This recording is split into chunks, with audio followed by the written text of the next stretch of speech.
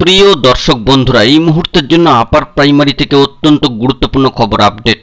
কার্যত গতকালকে শুনানি হওয়ার পর থেকেই বেশ কিছু বিষয় কিন্তু টার্নিং পয়েন্ট ঘটে গিয়েছে। ম্যাট কেস কার্যত শেষের দিকে একাধিক বড় তথ্য উঠে আসছে। সিরিয়াস টপিক, আর্জেন্ট ভিত্তিতে এই ভিডিওটা আপনাদের জন্য ক্রিয়েট করতেই হচ্ছে। অবশ্যই ভিডিওটিকে শেষ পর্যন্ত শুনে বোঝার চেষ্টা করবেন, ভিডিওটিকে শেষ পর্যন্ত দেখে নেবেন, চ্যানেলটিকে সাবস্ক্রাইব করে নিয়ে সঙ্গে থাকবেন। চলুন কথাবার্তা না বাড়িয়ে আমরা আলোচনায় প্রবেশ করি। কার্যত গতকালকে যে শুনানি হয়েছে, আগে থেকেই জানিয়েছিলাম যে 8 তারিখের অর্থাৎ 8ই জুলাইয়ের শুনানি অত্যন্ত গুরুত্বপূর্ণ এবং সব দিক থেকেই তাৎপর্যবহ কিন্তু হতে চলেছে। তো সেটাই ঘটে গিয়েছে। মূলত সম্মানীয় পিটিশনারদের তরফ থেকে সুবীর সান্যাল মহাশয়, সম্মানীয় আইনজীবী, তিনি কিন্তু বিশেষ বক্তব্য পেশ করেছেন, আর্গুমেন্ট পেশ করেছেন।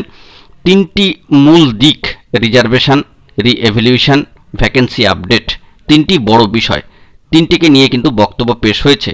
কার্যত রিজার্ভেশন নিয়ে বিস্তর সময় ধরে কিন্তু আলোচনা হয়েছে, সিট আপডেট সংক্রান্ত বিষয় নিয়ে বিস্তর আলোচনা হয়েছে, রি-এভ্যালুয়েশনের আলোচনা হয়েছে। যাবতীয় বিষয় আমরা তুলে ধরবো ব্যাক টু ব্যাক ভিডিওতে।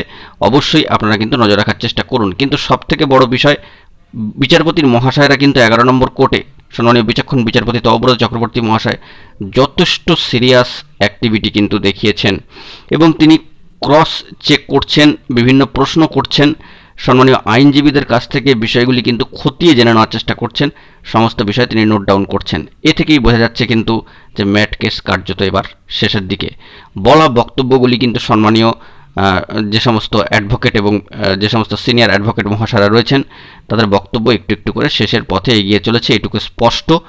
সম্মানীয় বিশিষ্ট আইনজীবী বিকাশ রঞ্জন ভট্টাচার্য মহাশয় উপস্থিত থেকে আর কি বার্তা দেবেন সেটাই এখন দেখার দরকার। এবং সবশেষে সম্মানীয় এস.এন. মুখার্জি মহাশয় আর উপস্থিত থাকবেন কিনা সেটাও কিন্তু এখন জানার বিষয়। তিনি যদি উপস্থিত থাকেন, কমিশনের তরফ থেকেও তো বিশেষ বার্তা উঠে আসবে। যদি না উপস্থিত থাকেন তো সেটা পরের বিষয়।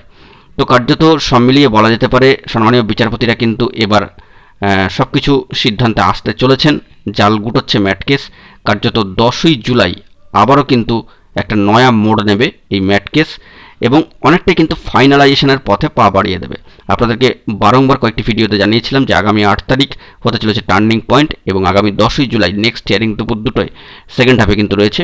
সেই দিন কিন্তু ফাইনাল অর্ডারের প্রায় দিকে কিন্তু পা বাড়িয়ে দেবে এই ম্যাট কেস। কিন্তু এখন একটা কনক্লুশন বা সমাধানের পথে হাঁটতে চলেছে ম্যাট কেস এবং তার নিরিখে এই রিজার্ভেশন সংক্রান্ত বিষয়টি এবং কার্যত ভ্যাকেন্সি আপডেটের মতো যে বড় বিষয়টি এবং রি-এভ্যালুয়েশনের মতো আরও একটি গুরুত্বপূর্ণ দিক, এই 3টে দিকের ঝামেলা হয়তো এবার একটু একটু করে মিটতে চলেছে। সম্মানীয় বিচারপতি অত্যন্ত সিরিয়াস অ্যাক্টিভিটি দেখিয়েছেন এবং তার বিচক্ষণ দৃষ্টিভঙ্গি এই ম্যাট কেসের উপরেই কিন্তু নিবদ্ধ রয়েছে। তিনি আর চাইছেন না আর কোনো ডেট বাড়াতে, কারণ একটার পর একটা ডেট যত অতিক্রান্ত হচ্ছে তত কিন্তু মাসের পর মাস এগোচ্ছে।